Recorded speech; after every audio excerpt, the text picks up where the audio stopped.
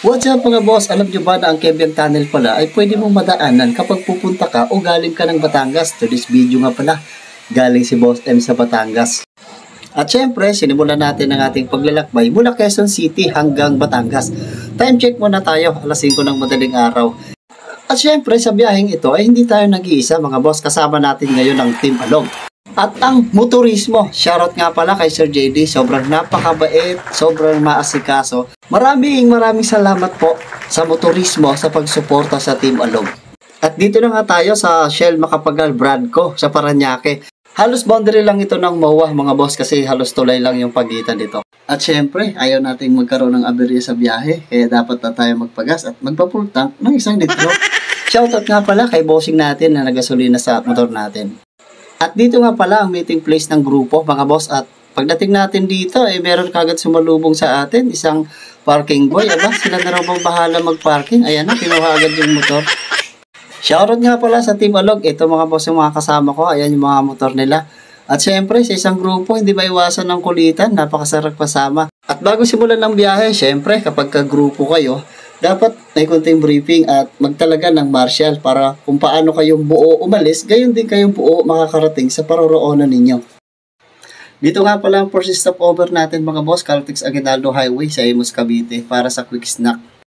Umarangkada naman ang grupo para mapaaga ang dating namin sa Batangas. Ay, shoutout mo na nga pala sa sublimted na suit natin. Siyempre, maiinitan tayo kaya dapat naka-sublimted tayo para presko ang ating biyahe. Shoutout po sa sublimted, beka naman.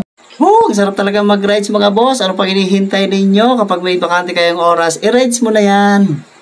Ops, dito nga pala ang second stopover natin mga boss sa Caltex Silang Cavite. At group check muna kung kompleto pa ang ating mga kasama.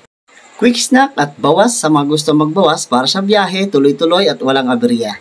At pagkatapos ma-check na kompleto ang grupo at gawin yung mga bagay na dapat gawin, muli na naman umarangkada ang grupo. At syempre, sa grupo, hindi maiwasan ang kakulitan. At ito rin kasi nagpapasaya sa isang grupo.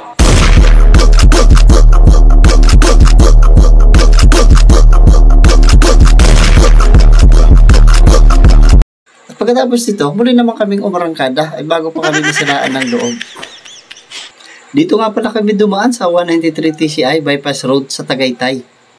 At meron mo, hindi ko akalain na nagtitipid pala dito sa Tanggol. Ayun, nakunan at pala extra tuloy tayo.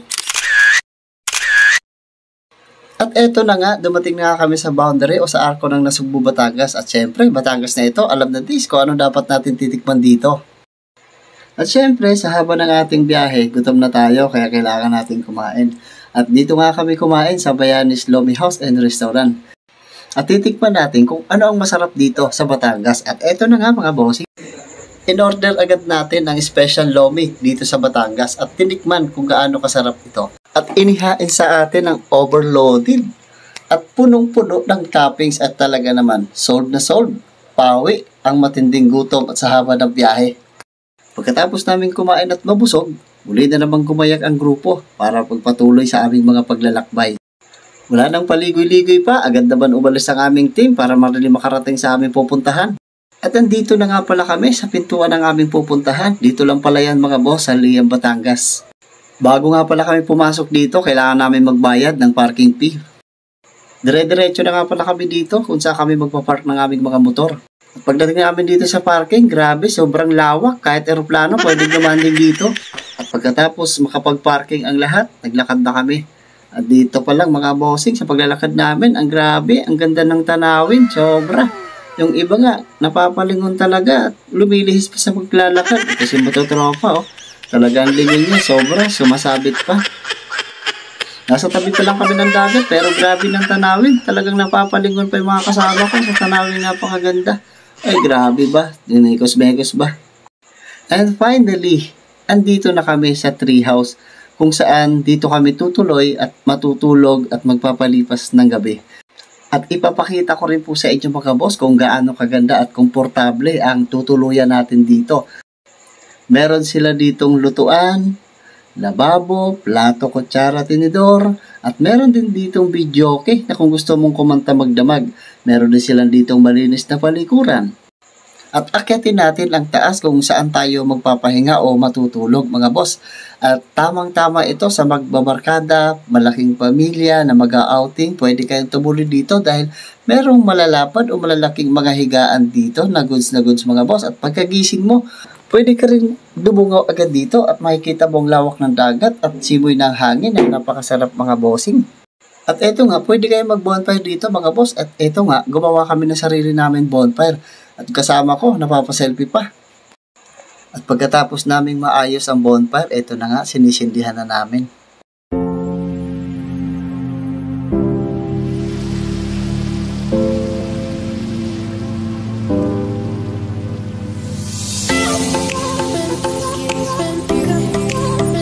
At eto nga ang view niya sa umaga. Siya nga pala mga boss, dito lang yan sa Macdom Treehouse sa Lian, Batangas. Hanggang sa muli mga boss!